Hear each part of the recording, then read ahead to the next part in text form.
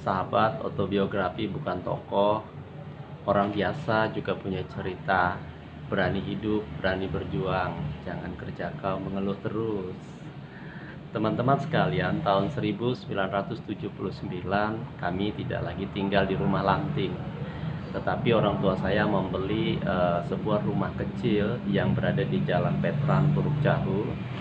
Dan di depan rumah kami yang baru ini ada balai basarah, yaitu balai yang digunakan untuk menyelesaikan berbagai sengketa masyarakat suku Siang ya. Dan di dekat kami itu juga ada asrama pelajar dari Tanah Siang ya. Karena itu saya sering sekali berinteraksi dengan mereka. Nah, teman-teman, tempat tinggal kami yang baru ini juga setiap hari sering orang lewat di depan rumah kami ini, masyarakat dari Desa Tanah Siang, nah, Puruk Liang, Puruk Silat, dan lain-lain yang membawa dagangan mereka ke Puruk Jahu, ke kota ya. Jadi mereka memiliki hasil kebun seperti misalnya daun singkong dan buah pare, terong, dan sirih juga ya. Sirih itu yang paling sering ya, mereka bawa jual sirih, kemudian menjual ayam dan lain-lain itu dibawa ke Puruk Jahu. Nah, alat yang digunakan untuk mengangkut barang-barang tersebut berupa pakalu. Pakalu ini semacam alat angkut yang tradisional ya, yang terbuat dari rotan. Ada talinya seperti tas di sini, seperti ransel, tapi dia ada di belakang.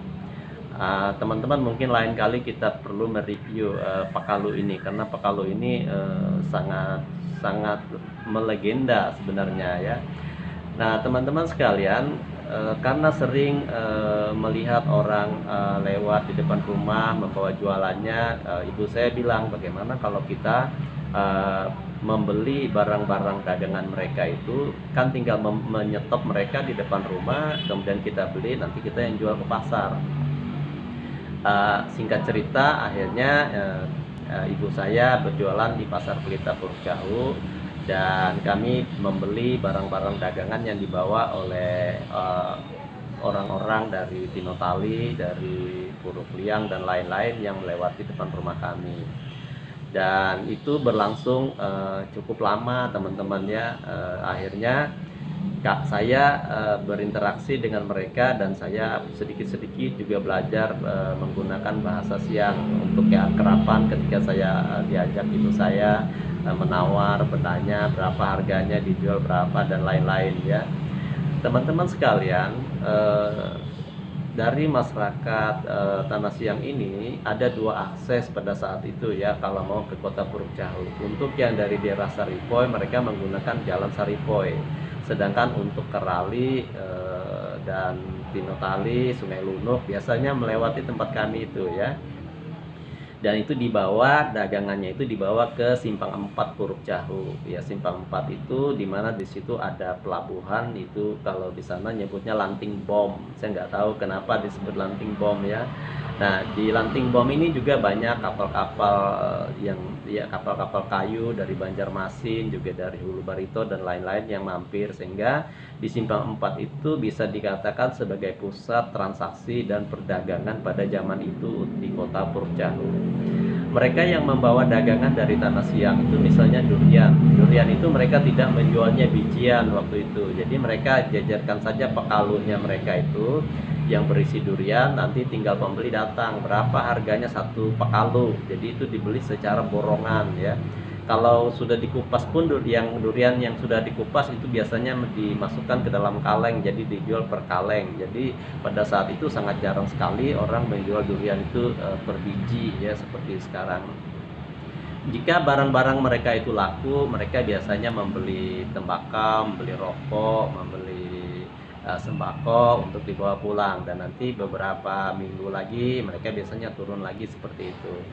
Nah, saya dan ibu saya juga melihat peluang ini, daripada misalnya mereka nanti harus ke kota untuk membeli kebutuhan-kebutuhan mereka. Bagaimana kalau kita juga jemput bola, kita coba mendatangi daerah-daerah, desa-desa yang ada seputar situ, dan kita menawarkan barang-barang. Oleh karena itu teman-teman, jadi kami selain membeli sebagai tengkulak, terus berjualan di pasar Pelita Puruk Cahu, sering juga kami juga datang ke desa-desa di seputaran itu untuk hunting atau mencari bahan yang akan dijual ya. Kadang-kadang dengan cara membeli tunai, kadang-kadang dengan barter ya. Eh, Kalau untuk barter ini teman-teman yang sering biasanya kami mengambil barang-barang berupa pakaian, kain-kain dan lain-lain, eh, dibawa untuk dijual ke daerah Tanah Siang. Nah, nanti dari sana kalau orang membeli cash kita menerima uang, tapi kalau tidak kita tukar dengan ayam, kopi dan lain-lain. Teman-teman sekalian, orang yang sangat berjasa dalam membantu kami karena kami tidak memiliki kemampuan modal yang cukup ya untuk berjualan seperti orang lain, itu adalah namanya Haji Hamdi. Haji Hamdi atau istrinya itu Mama Ahmad, kita panggil alias Mama Ceceng. Jadi saya dan ibu saya sering sekali mengambil baju, mengambil celana, pakaian di situ, kemudian dibawa setelah laku disetor, nanti kami ngambil baru lagi. Haji Hamdi ini sangat berjasa di dalam kehidupan kami ya. Teman-teman sekalian, di daerah Tanah Siang ini kalau kami kebetulan bisa pulang pergi, biasanya kami pulang pergi. Kenapa? Karena jaraknya tidak terlalu jauh dan bisa berjalan, kadang itu berjalan kaki ya. Kita tidak memiliki kendaraan dan semua orang juga hampir semua berjalan kaki. Mau mengangkut lemari, mengangkut apapun itu pada waktu itu ya berjalan kaki, tidak ada mobil seperti yang sekarang karena akses jalannya tidak ada ya, waktu itu hanya jalan setapak ya. Di Tinotali ini saya masih ingat ya, ada tempat-tempat yang biasa kami menginap, namanya di rumahnya Kutar. Ini Kutar ini memiliki anak namanya Didit, ada juga Ani ya. Kami sering sekali menginap di tempat mereka, bahkan kami menginap di ladang mereka kalau kita harus mengambil sayur ke tempat mereka. Di Karali itu saya pernah juga menginap, namanya Robi. Saya tidak tahu beliau masih ada atau tidak ya. Jadi di tempat Pak Robi itu juga kami sering menginap ya. Nah, kalau di seputaran kota Puruk Cahu untuk mencari dagangan biasanya selain naik ke Tanah Siang itu, selain membeli ya, di orang-orang yang lewat depan rumah kami, saya juga kadang diajak ibu saya untuk hunting sayur-sayuran itu ke daerah Puruk Cahu seberang. Jadi di daerah Puruk Cahu seberang itu, antara Puruk Cahu dengan Juking Pajang seberang itu banyak kebun-kebun. Salah satu kebun yang saya ingat itu kebunnya Mama Umber ya.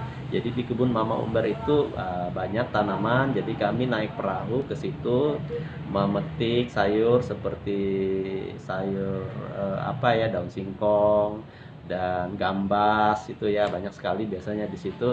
Nanti bayar, kami bawa naik perahu dan kami jual.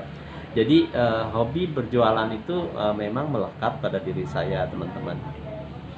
Kadang-kadang teman-teman saya pun setelah di sela-sela sekolah saya membantu ibu saya untuk membawa dagangannya ke pasar. Jadi biasanya saya bangun pagi-pagi sekali, kemudian saya mengangkat membawa dagangan ibu saya diantar ke pasar menggunakan pakalu, dan saya sudah berseragam ya. Jadi dari pasar itu saya jalan kaki ke sekolah. Kalau saya terlambat, sering juga saya bertemu dan teman-teman yang sudah menggunakan baju seragam dan mereka siap berangkat, dan ketemu saya keringatan ya, membawa pakalu ya, membawa barang dagangan berupa sayur-sayur. Tapi apakah saya malu? Teman-teman sekalian, sama sekali tidak ada rasa malu, karena memang waktu itu saya merasa saya harus membantu ibu saya. Sebenarnya bukan karena saya rajin ya, bukan juga karena saya mau, tetapi memang karena keadaan kemiskinan kami waktu itu ya memang mengharuskan saya seperti itu ya. Jadi kalau saya membaca satu meme ya, dia bilang saya bekerja keras dan rajin, bekerja keras itu bukan karena rajin, tetapi memang karena saya sadar bahwa saya orang miskin. Nah, teman-teman sekalian, dalam perjalanan kami sebagai pedagang di pasar itu, banyak kenalan, memori yang saya ingat ya. Saya kenal dengan bibi yang biasa membawa tahu, membawa tempe ya dari daerah Dikin ini. Karena pada zaman itu hampir 99% semua kegiatan dan transaksi semua kegiatan dan transportasi itu hanya jalan kaki, tidak ada sepeda motor, tidak ada ojek, ya itu jarang-jarang sekali ya. Itu hanya pejabat yang punya sepeda motor merek Astra itu ya. Kalau masyarakat biasa di Kota Purworejo tidak ada. Jadi apa-apa itu kami ya berjalan kaki ya. Biarpun jaraknya itu kadang 15, 16 bahkan 30 kilo kita berjalan kaki.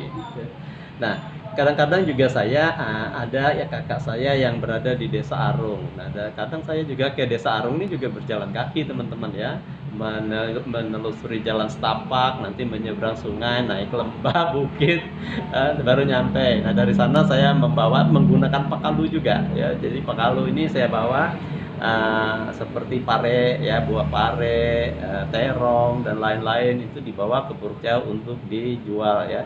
Jadi kebiasaan yang terjadi di era itu ya memang seperti itu. Nah, teman-teman, makanya sampai sekarang saya kalau berbahasa Siang meskipun sekitar sekian puluh tahun saya tidak berada di daerah Tanah Siang, tapi bahasa Siang itu saya masih bisa menguasainya. Karena apa? Karena melekat dalam memori dan ingatan saya dalam perjalanan hidup saya bersama orang tua saya ketika berkelana di daerah Tanah Siang ini mencari rezeki dan sesuap nasi ya. Bagaimana mencari barang dagangan, dan kadang-kadang kalau kami nggak bisa pulang ya kami bermalam itu kadang bermalamnya di ladang. Dan bahkan saya ingat kalau ada acara Haweh ini acara menuai padi ya yang diadakan secara gotong royong. Itu kalau nggak salah di Purkliang kita juga ikut Haweh ya. Nah, kadang kita membawa jam-jam tangan itu untuk dijual ke daerah-daerah Tanah Siang itu. Dan tempat yang paling jauh untuk berjalan kaki itu yang pernah saya tempuh misalnya ke Luit ya. Luit ini daerah tambang yang seharusnya kita menyusuri Sungai Barito, masuk di Sungai Babuat, baru ketemu desa Bantian kalau nggak salah ya. Nah, baru sampai di Luit itu. Tetapi kami bisa berjalan kaki dari Purworejo menuju Sungai Lunuk, naik ke Konut, terus menyusuri kebun-kebun karet, ketemu PT Indomuro, terus jalan perusahaan, akhirnya sampai ke sana ya. Nanti dalam kesempatan berikutnya saya akan ceritain betapa horornya ya perjalanan perjalanan ke Luit itu. Saya pernah sendiri malam-malam ya. Nah, teman-teman sekalian, jadi persoalan bekerja keras, mencari makan bersama orang tua, bagi saya itu hal yang memang sudah lumrah sekali ya. Itulah yang kadang memberi semangat buat saya untuk terus berkarya, berjuang agar hidup lebih baik lagi.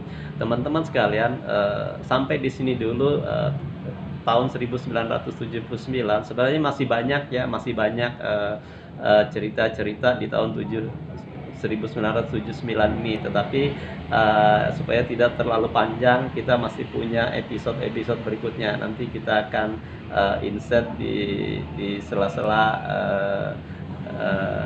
autobiografi bukan tokoh berikutnya. Demikian teman-teman, jangan lupa terus dukung channel ini, subscribe, like, and share. Orang biasa juga punya cerita, berani hidup, berani berjuang, jangan kerja kita mengeluh terus. Dadah.